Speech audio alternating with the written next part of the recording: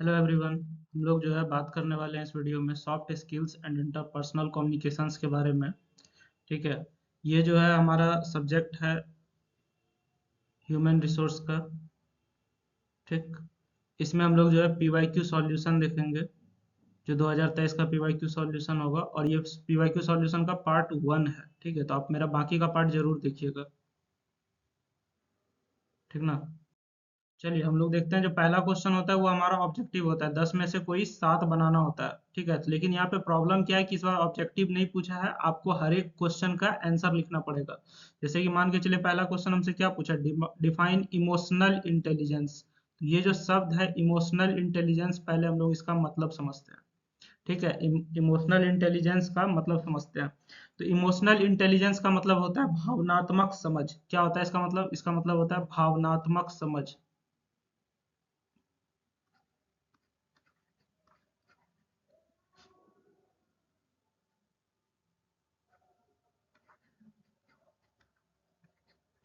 अब देखिए emotional intelligence होता क्या है। भावनात्मक समझ पाने का मतलब क्या हो गया, बेसिकली खुद के और दूसरों के इमोशंस को समझना और मैनेज करना।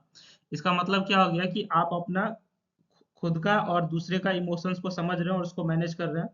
अब कितना अच्छा से अपने और सामने वाले के फीलिंग्स को पहचानते हैं और उसको हैंडल करते हैं, यही सब चीज इसके अंदर आता है। ठीक है। तो emotional intelligence is the ability to recognise, understand and manage one's own emotions and the emotions of others. इसमें हम लोग क्या करते हैं, एबिलिटी टू रिकॉग्नाइज समझते हैं, ठीक है, उसको पहचानते हैं, समझते हैं और मैनेज करते हैं। किसका? One's own emotion. आप अपना भी इमोशन मैनेज करते हैं और दूसरे का भी इमोशन मैनेज करते हैं। इमोशनल इंटेलिजेंस में हम लोग क्या करते हैं, अपना और दूसरे का इमोशंस को समझते हैं, उसको मैनेज करते हैं। ठीक है, इसको हम लोग क्या कहते हैं, इमोशनल इंटेलिजेंस कहते हैं। बात समझ में आ गया? हिंदी में इसको भावनात्मक समझ कहते हैं। अब ये बात आप समझ गए, एग्जाम में आप आराम से लिख सकते हैं। इमोशनल इंटेलिजेंस क्या हो गया कि दूसरे को समझना, दूसरे को एबिलिटी को पहचानना है, उसको समझना है और उसको मैनेज करना है। किसका किसका? अपना इमोशन और साथ साथ दूसरे का इमोशन को। इसको हम लोग क्या कहेंगे, इमोशनल इंटेलिजेंस। इसका इंपॉर्टेंस क्या क्या हो जाएगा? तो पहला इंपॉर्टेंस हो गया enhance self awareness and self regulation, पहला बात। दूसरा इम्प्रूव्स इंटरपर्सनल रिलेशनशिप। ठीक है, आपसी संबंध अच्छा रहता है। ठीक है, हेल्प्स इन कॉन्फ्लिक्ट रिजोल्यूशन, लड़ाई झगड़ा नहीं होगा, मतलब लोग अपना अपना बात रख सकते हैं, किसी को बुरा नहीं लगेगा। ठीक है। उसके बाद हमारा और क्या हो जाएगा, इंक्रीजेज वर्क प्लेस प्रोडक्टिविटी। जब लोग एक दूसरे को समझेंगे, उसके अनुसार काम करेंगे, तो काम ऑटोमेटिक अच्छा होगा और ज्यादा काम होगा। नहीं तो क्या होता है ना कि लोग आपस में पॉलिटिक्स करते रह जाते हैं, भाई हम सही है वो सही है, और उसमें टाइम वेस्ट होता है, काम भी नहीं हो पाता है। ठीक है, तो ये आप कुछ पॉइंट याद रखिएगा। इमोशनल इंटेलिजेंस का आप मतलब समझ गए, एग्जाम में अगर तो अपने से बना के लिख दीजिएगा कि अपना भी इमोशन रहे और दूसरे का भी इमोशन को जानिए, समझिए, उसके अनुसार मैनेज करके काम कीजिए। ठीक है, इमोशनल इंटेलिजेंस हो गया। अगला क्वेश्चन देखते हैं। अगला क्वेश्चन हमारा क्या आता है, explain the concept of active listening. Active listening क्या है उसको समझते हैं। एक्टिव मतलब क्या हो गया, ध्यान से सुनना। एक्टिव लिसनिंग मतलब क्या हो गया, ध्यान से सुनना। जैसे कि मान के चलिए active listening is a communication skill that involves fully concentrating, understanding and responding to the speaker. जो कुछ बोल रहा है सामने वाला, उसको आप क्या कीजिए, कंसंट्रेट मतलब ध्यान से उसको सुनिए, समझिए और उसके अकॉर्डिंग उसको जो है रेस्पॉन्ड कीजिए। तो ये हमारा क्या हो जाएगा, एक्टिव लिसनिंग हो जाएगा। ठीक है, तो एक्टिव लिसनिंग का की एस्पेक्ट क्या हो गया, मेंटेनिंग आई कांटेक्ट। सबसे पहले आप उस किसी का सामने वाला का बात सही से सुन रहे नहीं समझ, उसका क्या पहला पॉइंट है कि आप उसके साथ आंख मिला के बात कीजिए, आई कांटेक्ट मेंटेन रहे। दूसरा क्या है, अवॉइड इंटरप्शन। जब कोई बोल रहा है तो बीच में टोक टाक नहीं करना चाहिए। ठीक है। तीसरा, प्रोवाइडिंग फीडबैक। जब वो बोला उसका बात खत्म हो जाए तो उसको फीडबैक दे दीजिए, ताकि उसको अच्छा लगेगा कि हाँ भैया मेरा बात कोई सीरियसली ले रहा है। Showing empathy. इम्पैथी भी आपको करना है। इम्पैथी मतलब होगी एक तरह से समानुभाती दिखाना है कि उसको भी सही है, हम भी सही है। चलिए, व्हाट इज असर्टिव कम्युनिकेशन। अगला क्वेश्चन क्या है हमारा, व्हाट इज असर्टिव कम्युनिकेशन। ठीक है, असर्टिव कम्युनिकेशन मतलब हो गया अपना बात कहना। ठीक है। तो असर्टिव कम्युनिकेशन में हम लोग करते क्या है, अपना बात को क्लियर और रेस्पेक्टफुली वे में कहते हैं, बिना एग्रेसिव या पैसिव हुए। ठीक है, बिना गुस्साए आपका जो बात है उस बात को आप रखिए। जैसे कि मान के चलिए अगर आपको कोई बात पसंद नहीं आ रहा है, तो आप पोलाइटली बोल सकते हैं कि मुझे ये बात ठीक नहीं लग रहा है, उसको अच्छे से बोल दिया। अब उसमें अगर आप गुस्सा आ गए, गर्मा गए, तो फिर वो असर्टिव कम्युनिकेशन नहीं कहलाएगा। तो असर्टिव कम्युनिकेशन में हमारा क्या is the ability to express thought, अपने आप को रखना है, अपना फीलिंग भी शेयर करना है। ठीक है, और ये सब काम आप जो भी कीजिएगा उसको रेस्पेक्टिंग अदर्स, सामने वाले को ध्यान में रखते हुए कीजिएगा कि सामने वाले को गुस्सा ना आए, उसको खराब ना लगे। ठीक, जैसे आपको कोई चीज पसंद नहीं आता तो खुल के बोलिए कि भाई मुझे ये चीज ठीक नहीं लग रहा है। ठीक है, लेकिन अगर आपको वो पसंद नहीं आ रहा, आप गुस्सा दिखा दिए, तब तो फिर वो असर्टिव कम्युनिकेशन नहीं हुआ। चलिए असर्टिव कम्युनिकेशन का कैरेक्टरिस्टिक्स का बात किया जाए, क्लियर एंड डायरेक्ट एक्सप्रेशन, इसमें जो हम लोग बात घुमा फिरा के नहीं करते, एकदम क्लियर बात बोलते हैं और उसको डायरेक्ट एक्सप्रेस करते हैं। ठीक है, use of I statement, I statement का हम लोग इस्तेमाल करते हैं। ठीक है, रेस्पेक्ट फॉर अदर्स ओपिनियंस, दूसरे का ओपिनियन को भी हम लोग रेस्पेक्ट करते हैं। और चौथा क्या हो जाएगा, मेंटेनिंग ए काम टोन। हमारा जो ये सबसे इंपॉर्टेंट पॉइंट है असर्टिव कम्युनिकेशन का, आपका टोन जो है एकदम काम होना चाहिए, आप गुस्से में नहीं हो सकते। ठीक है, अगला क्वेश्चन क्या कहता है, describe to techniques of resolving conflicts. Conflict मतलब होता है मतभेद, झगड़ा लड़ाई अगर हो गया तो उसको क्या कहते हैं, उसको खत्म करने का दो टेक्निक बताइए। तो सबसे पहला टेक्निक हमारा क्या है, मेडिएशन। ठीक है, मेडिएशन मतलब हो गया कि एक मीडिएटर आएगा, यानी कि एक थर्ड पार्टी आएगा। मान के चलो ए और बी में लड़ाई हो गया, ठीक है, तो एक थर्ड पार्टी सी आएगा जो इसके बीच में क्या करेगा, मीडिएटर का काम करता है। मीडिएटर तो तुम लोग समझता ही होगा। तो एक neutral third party helps resolve the conflict. दो लोगों के बीच लड़ाई हो गया तो एक न्यूट्रल थर्ड पार्टी मीडिएटर की तरह काम करेगा। ठीक है, तो ये एक तरीका हो गया कि दो लोगों के बीच में लड़ाई है, तीसरा पार्टी मेडिएशन के लिए आएगा। दूसरा क्या तरीका है, कॉम्प्रोमाइज। ठीक है, both parties make concession to each to reach a mutual agreement. मतलब थोड़ा वो छोड़ेगा, थोड़ा वो छोड़ेगा, और जाके एक म्यूचुअल एग्रीमेंट पे आके बात बन जाएगा। मतलब थोड़ा थोड़ा दोनों कंप्रोमाइज करेगा। जैसे मान के चलो कि ए और बी के बीच में लड़ाई हो गया, ए और बी के बीच में लड़ाई हो गया, तो ए कुछ पार्ट छोड़ेगा, बी कुछ पार्ट छोड़ेगा, और आके एक म्यूचुअल एग्रीमेंट होगा भाई अब जो है दोनों का चलेगा। ठीक ना, थोड़ा सा ये डिस्काउंट देगा, थोड़ा सा ये डिस्काउंट देगा, बात समझ में आ गई। तो कॉम्प्रोमाइज में थोड़ा थोड़ा दोनों को सहना पड़ता है। मेडिएशन में क्या होता है, कोई थर्ड पार्टी आके आपका झगड़ा सुलझाता है।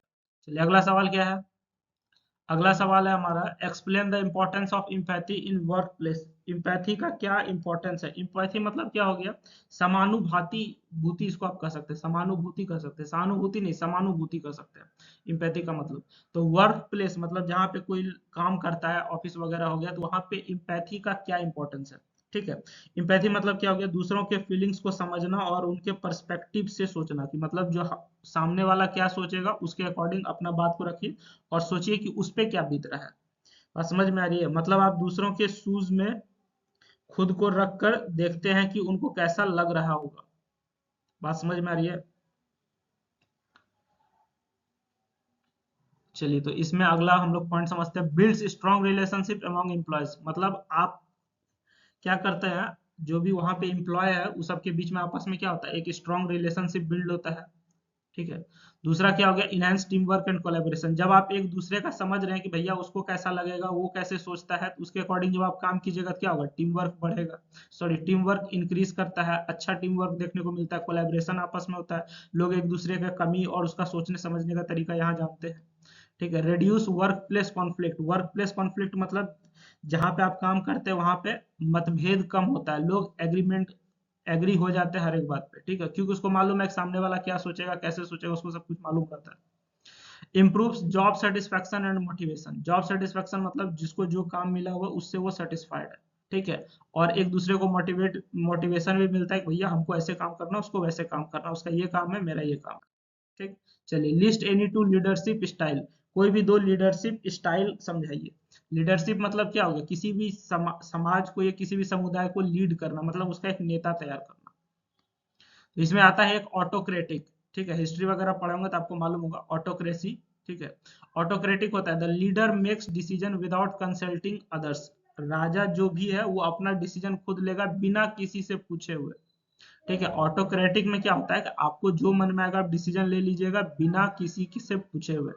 ठीक है, इसका एक उल्टा होता है, वो होता है डेमोक्रेटिक। डेमोक्रेटिक में आपको क्या करना पड़ता है, leader involves team members in decision making. ठीक है, डिसीजन मेकिंग में वो क्या करता है, बाकी टीम मेंबर को भी पूछता है। जैसे कि ऑटोक्रेटिक का मतलब आप समझ सकते हैं, मान के चलिए कोई देश है, वहां का जो मेन लीडर है, राजा है या प्रधानमंत्री जो भी है, वो बिना किसी से पूछे डिसीजन ले सकता है। डेमोक्रेटिक जो कि हमारा इंडिया है, इसमें हमारा क्या होता है कि जो हमारा मेन लीडर है, यानी कि जो हमारे प्रधानमंत्री है, उनको क्या करना पड़ेगा, मिनिस्टर सबसे बात करना पड़ेगा, फाइनेंस मिनिस्टर से, एजुकेशन मिनिस्टर से, हेल्थ मिनिस्टर से, ठीक है, होम मिनिस्टर से, एक्सटर्नल अफेयर मिनिस्टर से सबसे पूछना होगा, उसके बाद डिसीजन लेना होगा। ये हमारा डेमोक्रेसी है। ऑटोक्रेसी में वो बिना पूछे किसी से भी ले सकता है। तो ये दो तरह का लीडरशिप हो गया। Define work life balance. Work मतलब हो गया काम, काम के साथ अपने लाइफ को कैसे आप बैलेंस कर सकते हैं, इसको डिफाइन कीजिए। तो work life balance is the ability to manage professional and personal responsibilities effectively. अगर आपका, जैसे कि मान के चलिए कोई आदमी जो है डॉक्टर है, ठीक है, तो डॉक्टर है तो उसका काम क्या है, पेशेंट का सही से इलाज करना, उसको पेशेंट को अपना समझना, उसका सही से जो भी काम है उसको कीजिए। उसके बाद अगर वो डॉक्टर शादीशुदा है, उसका अपना एक फैमिली है, ठीक है, तो उसका एक पर्सनल लाइफ है और एक प्रोफेशनल लाइफ है। अगर वो दोनों को अच्छे से मैनेज कर लेता है, यही हमारा क्या हो गया, वर्क लाइफ बैलेंस हो गया। ठीक है, जैसे कि मान के चलो कोई आदमी होता है ना कि पूरा का पूरा दिन जो है अपना जॉब में ही दे दिया। बात समझ में आ रही है? अगर पूरा का पूरा दिन जॉब में दे दिया, फैमिली को जो है वो बिल्कुल टाइम ही नहीं दे रहा है, तो उसका क्या है, वर्क लाइफ खराब है। ठीक है, अगर कोई जो है जॉब में टाइम ही नहीं दे पा रहा है, फैमिली के साथ खाली घूमने जा रहा है, ठीक है, तो ये भी खराब चीज है। एक्चुअली में क्या होना चाहिए, दोनों बैलेंस होना चाहिए। बात समझ में आ रही है? ठीक है, तो अब ये बैलेंस करने का अपना अपना टेक्निक है, लोग अपना अपना टेक्निक लगाते हैं कैसे करना है नहीं करना है। बेनिफिट हमारा क्या है, अगर वर्क लाइफ बैलेंस रहेगा तो स्ट्रेस कम होता है, तनाव नहीं होता है। जैसे मान के चलिए अगर आप हॉस्पिटल में भी डॉक्टर है, तो हॉस्पिटल में पेशेंट को सही से टाइम दे रहा है, घर में फैमिली के साथ भी सही से टाइम बिता रहा है, तो आपस में तनाव नहीं होता है। ठीक है, तो ये चीज होता है कि स्ट्रेस नहीं होता है, और आपको जो है घर जाइएगा या ऑफिस जाइएगा तो आप एनर्जेटिक महसूस कीजिएगा। दूसरा क्या है, इंक्रीज जॉब सेटिस्फैक्शन। आपका जो भी जॉब है, जॉब में सेटिस्फैक्शन देखने को मिलता है वर्क लाइफ बैलेंस से, लगता है कि हाँ भैया जो हम काम कर रहे हैं वो काम सही है और ये आगे कंटिन्यू किया जा सकता है। दूसरा, इनहेंसेस ओवरऑल वेलबींग। आप जो है, आपको लगेगा कि नहीं भैया मेरा लाइफ में सब कुछ अच्छा चल रहा है, बहुत ज्यादा दिक्कत नहीं है। चलिए अगला क्या कहता है, what are the key components of, आपसे क्या पूछ रहा है, की कंपोनेंट्स किस चीज का, effective team work. Team work मतलब जैसे कि कोई ग्रुप है, इंडियन क्रिकेट टीम है, तो वहां पे सबका क्या होता है, सबका मकसद होता है कि हमारा देश जो है वो जीते। ठीक है, तो टीम वर्क मतलब सबका क्या क्या योगदान है ताकि हमारा जो भी काम मिले वो काम अच्छा हो सके। तो इसका की कंपोनेंट्स आपको बताना है। सबसे पहला तो आपको कम्युनिकेशन क्लियर रखना पड़ेगा। अगर आप चाहते हैं कि हमारा टीम वर्क क्या हो, इफेक्टिव हो, तो सबसे पहला आपको क्या रखना पड़ेगा, कम्युनिकेशन क्लियर रखिए। दूसरा क्या है, डिफाइंड रोल्स एंड रिस्पॉन्सिबिलिटी। सबका अपना अपना रोल और उसका क्या दायी रोल क्या है, और उसका रिस्पॉन्सिबिलिटी, दोनों अलग अलग शब्द है। रोल मतलब उसको किस काम के लिए रखा गया, रिस्पॉन्सिबिलिटी मतलब जो उसको काम दिया गया कि उस काम को सही से कर रहा है कि नहीं कर रहा है। ठीक है, तो हमारा एक टीम है, तो उस टीम में हम लोग क्या करेंगे, रोल्स और रिस्पॉन्सिबिलिटीज अच्छे से करेंगे। ठीक है, म्यूचुअल रेस्पेक्ट एंड ट्रस्ट। आपस में जो है एक दूसरे के प्रति इज्जत होना चाहिए और भरोसा भी होना चाहिए, तभी आपका टीम अच्छे से काम करता है। Common goals and shared vision. आपका सबका मकसद एक होना चाहिए, क्योंकि जैसे मान के चलो इंडियन क्रिकेट टीम में सबका मकसद क्या है कि इंडिया हमारा जो है जीते। हाँ समझ में आ रही है? अगर बीच में कोई स्टार्ट हो गया कि भैया हमको अपना सेंचुरी मारना है, हमको आज अपना जो है 5 विकेट लेना है, ठीक है, तो ऐसे में क्या होगा, गेम खराब भी हो सकता है। लेकिन सबका एक टारगेट क्या होता है कि हमारा देश जीते। रिकॉर्ड उकॉर्ड बने नहीं बने वो दूसरा टारगेट है। ठीक है, तो हम लोग का सबका क्या होना चाहिए, कॉमन गोल होना चाहिए और शेयर्ड विजन होना चाहिए। सब अपना अपना देखेगा कि भाई हम क्या चाहते हैं, वो क्या चाहते हैं, वो आपस में बैठ के एक बार तय कर लिया जाए। तो इसमें मेन चीज हमारा क्या है, क्लियर कम्युनिकेशन। ठीक है, सबका रोल रिस्पॉन्सिबिलिटी क्लियर होना चाहिए, आपस में एक दूसरे के प्रति ट्रस्ट होना चाहिए, रेस्पेक्ट होना चाहिए और कॉमन गोल शेयर्ड विजन होना चाहिए। क्वेश्चन क्या कहता है, role of feedback in communication. Communication में फीडबैक का क्या रोल है। फीडबैक मतलब आप समझते ही होंगे, और कम्युनिकेशन भी मतलब समझते हैं कि दो लोग जब, ये दो या दो से अधिक लोग आपस में बात कर रहे हैं, अपने बात को रख रहे हैं। ठीक है, तो अगर फीडबैक मिल जाता है तो helps in clarifying misunderstanding. Feedback मिल गया तो मिसअंडरस्टैंडिंग नहीं होता है। जैसे कि मान के चलो ए जो है बी को कुछ बोलता है, ठीक है, बी उसका कुछ और मतलब ले लेता है। जैसे ए जो है कोई बात पॉजिटिव वे में बोला, अब बी उस बात को निगेटिव वे में ले लिया। बात समझ में आ रही है? लेकिन अगर बी क्या करेगा, फीडबैक दे देगा भैया हम इस चीज से सहमत हैं, ये अपना अपना कुछ पॉइंट रख देगा, तो ए को पता चल जाएगा कि बी जो है उस बात को पॉजिटिव ले रहा है कि निगेटिव ले रहा है। बात समझ में आ रही है? ठीक, चलिए, encourages continuous improvement. Continuous improvement को इनकरेज करता है। उसके बाद हमारा क्या, फीडबैक से क्या फायदा होता है, इनहेंसेस लर्निंग एंड डेवलपमेंट। सीखने को मिलता है और विकास होता है। स्ट्रेंथेंस रिलेशनशिप, आपस में संबंध मजबूत होता है। बात समझ गए? चलिए लास्ट क्वेश्चन देखते हैं, describe any 4 characteristics of an effective negotiator. तो यहाँ पे एक शब्द है नेगोशिएटर। नेगोशिएटर वो इंसान होता है जो कि क्या कराता है, समझौता कराता है। ठीक है, नेगोशिएटर वो इंसान होता है जो कि क्या कराता है, समझौता कराता है। तो एक शब्द है नेगोशिएशन। नेगोशिएशन मतलब क्या होता है, दो पार्टी के बीच में एग्रीमेंट पे आना, ठीक है, जिसमें दोनों के कुछ डिमांड्स पूरे हो जाते हैं, 100% नहीं, लेकिन कुछ कुछ डिमांड जो है दोनों तरफ से बराबर में पूरा हो जाता है। ठीक है, आज जैसे कि मान के चलो आप किसी से प्राइस पे बात कर रहे हो, तो आप दोनों के ऐसा प्राइस पे एग्री होते हो जो कि दोनों के लिए फेयर हो। जैसे मान के चलो दो आदमी है, ठीक है, जैसे ए बोल रहा है किसी चीज का दाम 500 होगा, ठीक है, बी बोल रहा है उसी चीज का दाम 300 होगा, ठीक ना, ए बोल रहा है 500 होगा, बी बोल रहा है 300 होगा, ठीक, और दोनों आके लास्ट में एग्री किस पे हुए, 350 पे, या फिर 400 पे एग्री हुए। तो ये हमारा क्या हो रहा है, इस तरह से जो बीच में बातचीत हो रहा है इसी को हम लोग नेगोशिएशन कहते हैं, कि अपना ये कुछ डिमांड रखता है, ये कुछ डिमांड रखता है, और लास्ट में किसी अलग डिमांड पे आके क्या कहता है, कंक्लूड हो जाता है, या फिर बात बनता है किसी और जगह पे आके, तो वो आपका क्या हो गया, नेगोशिएशन हो गया। ठीक है, और इस काम को जो करता है उस आदमी को हम लोग क्या कहते हैं, नेगोशिएटर कहते हैं। नेगोशिएशन का जो काम करता है उस आदमी को क्या कहते हैं हम लोग, नेगोशिएटर कहते हैं। तो नेगोशिएटर का फॉर इफेक्टिव नेगोशिएटर का कैरेक्टर क्या है, तो उसका सबसे पहला स्ट्रॉन्ग कम्युनिकेशन स्किल होना चाहिए। अगर आप नेगोशिएशन अच्छा करना चाहते हैं, समझौता अच्छा करना चाहते हैं, तो आपका कम्युनिकेशन स्किल अच्छा होना चाहिए। अगर कम्युनिकेशन स्किल अच्छा नहीं होगा तो आप कुछ बोलिएगा, सामने वाला को बुरा लग गया तो और दिक्कत है।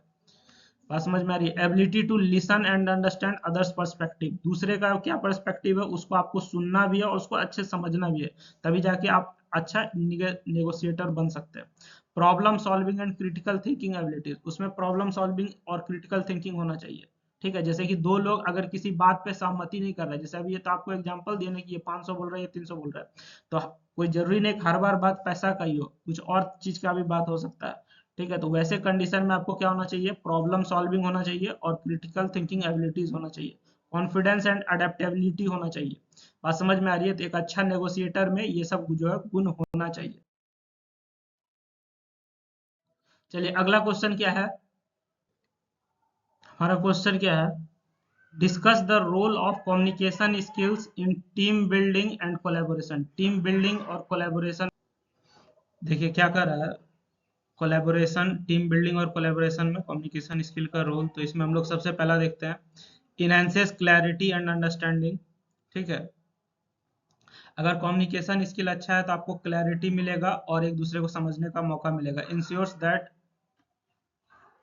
Team members understand goals expectation and responsibilities, team में जो भी आदमी है वो अपना अपना गोल समझ रहा है अच्छे से, टीम मेंबर अपना एक्सपेक्टेशन, सबका एक निश्चित एक्सपेक्टेशन है वो पता चलता है, किसका क्या रिस्पॉन्सिबिलिटी क्लियर हो जाता है, reduce misunderstanding and miss interpretation.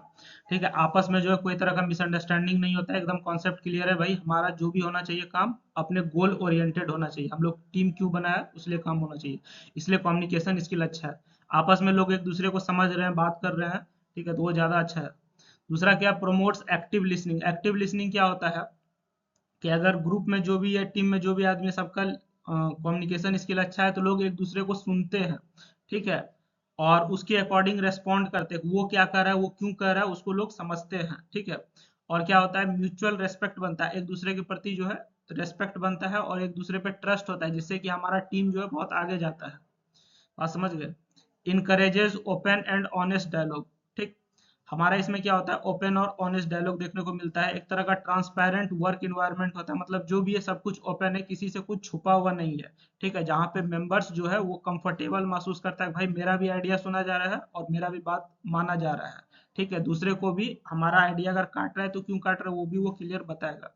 ठीक है, आपस में कॉन्फ्लिक्ट रिजोल्यूशन देखने को, सॉरी, कॉन्फ्लिक्ट नहीं होता है। ठीक है, आपस में कोई विवाद नहीं होगा और डिसीजन लेना आसान हो जाता है, क्यों, क्योंकि हमारा जो है कम्युनिकेशन स्किल्स अच्छा है। बात समझ में आ रही है, लोग एक दूसरे को समझ रहे हैं, एक दूसरे का बात सुना जा रहा है, समझा जा रहा है, तो उसमें तो स्वाभाविक है आपका ग्रोथ होगा ही होगा। चलिए अगला हमारा पॉइंट क्या है, स्ट्रेंथ्स टीम बिल्डिंग। ठीक है, टीम हमारा जो है एक अच्छा बिल्ड होता है, fosters positive relationship among the team members, team के मेंबर्स में जब सबका बात सुना जाएगा तो एक अच्छा पॉजिटिव रिलेशनशिप होगा, तो एक अच्छा टीम भी बनता है। बात समझ में आ गई, enhances cooperation and support in achieving team goals. अब सबका बात सुना जा रहा है तो सब लोग जो है खुश है, तो वो क्या करेगा, अपना अपना सब जो है योगदान देगा और टीम का जो है गोल अचीव होगा और टीम आगे बढ़ेगा। Facilitates problem solving and decision making, problem solving और डिसीजन मेकिंग को फैसिलिटेट करता है। ठीक है, helps in brain storming and finding effective solution collaboratively. मान के चलो कोई समस्या है, ठीक, तो सब लोग मिलके उसको सॉल्व करता है और उसका सॉल्यूशन जो है आसानी से मिल जाता है, क्योंकि अगर कोई समस्या है ना तो एक आदमी उसको सॉल्व नहीं कर सकता है, लेकिन एक टीम जो है उसको आसानी से सॉल्व कर लेता है। एक आदमी करेगा तो उसको टाइम ज्यादा लगेगा, टीम रहेगा 10 तरह का लोग है, 10 तरह का आइडिया देगा, कुछ ना कुछ काम कर जाता है और प्रॉब्लम सॉल्व हो जाता है। Ensures diverse perspectives are considered for better decision, क्योंकि आपको अभी तुरंत बोले कि डाइवर्स पर्सपेक्टिवनेस मतलब अलग अलग लोगों का सोच जो है आपको तुरंत प्रॉब्लम सॉल्व करवा देगा, ये डिसीजन लेना आसान हो जाता है। एक आदमी जब सोचता है तो उसका अपना लिमिटेड सोच है, कई लोग सोचते हैं तो सबका अपना अपना एक सोचने का नजरिया है, उसमें से कुछ ना कुछ जरूर काम कर जाता है। बूस्ट मोरल एंड मोटिवेशन, ठीक है, अगर कम्युनिकेशन स्किल अच्छा है तो एप्रिसिएशन और रिकॉग्निशन ऑफ एफर्ट देखने को मिलता है भाई कि ये काम में तुम्हारा सबसे बड़ा योगदान है, ठीक है, तुम्हारे वजह से ही पूरा हुआ है। तो इससे क्या होगा कि अगर किसी को इस तरह का आप अच्छा शब्द बोलते हैं तुम्हारे वजह से ही हुआ है, तो उसको क्या होता है कि एक मोरल उसका बिल्डअप होता है और वो मोटिवेटेड होता है, अगले बार वो काम को और अच्छा करता है। बात समझ में आ रही है? तो प्रोडक्टिविटी वगैरह भी इससे इंक्रीज हो जाएगा। Improves conflict resolution, conflict resolution को इम्प्रूव करता है। reduces misunderstandings and promotes constructive feedback, helps in addressing issues proactively before they escalate, ठीक है। तो सबसे बड़ा फायदा इसमें क्या होता है कि कॉन्फ्लिक्ट वगैरह खत्म हो जाता है, ठीक, मिसअंडरस्टैंडिंग नहीं रहता है तो कॉन्फ्लिक्ट ही नहीं होगा। बात समझ में आ रही है ना? और जो भी हमारा काम होगा वो इफेक्टिव होगा और फायदेमंद होगा। चलिए लास्ट पॉइंट हम लोग देखते हैं, इनहेंसेस एडेप्टेबिलिटी एंड फ्लेक्सिबिलिटी, ठीक है, इसमें एडेप्टेबिलिटी और फ्लेक्सिबिलिटी दोनों देखने को मिलता है। Smooth adaption to change the challenges, encourages open mindness and willingness to work together. लोग सोचते हैं कि भाई ओपन माइंडेड रहे, कोई भी आपस में पॉलिटिक्स वगैरह नहीं होगा, जो भी बात है खुल के कहिए, एक साथ मिलकर काम कीजिए और काम को अच्छा बनाइए, ठीक, तो ये हो गया। अच्छा एक और बात, आप हमारा जो है बाकी का जो पार्ट 2 पार्ट 3 जो भी है उसको आप अच्छे से देखिएगा, नेक्स्ट वीडियो आप जरूर देखिए, क्योंकि एक पार्ट में सारा इसलिए नहीं कि वीडियो बड़ा हो जाता है तो लोग को इंटरेस्ट नहीं लगता है। बात समझ में आ रही है? तो आई होप कि आपको अगर वीडियो अच्छा लग रहा है, समझ में आया होगा, वीडियो अच्छा लग रहा है तो ज़्यादा से ज़्यादा लोगों को शेयर कीजिए, ठीक है, ताकि सबका भला हो सके। Good luck for your exam, आप हमारा नेक्स्ट पार्ट जरूर देखिएगा, ठीक है। Thank you everyone. कुछ दिक्कत हो तो कमेंट सेक्शन में पूछ सकते हैं।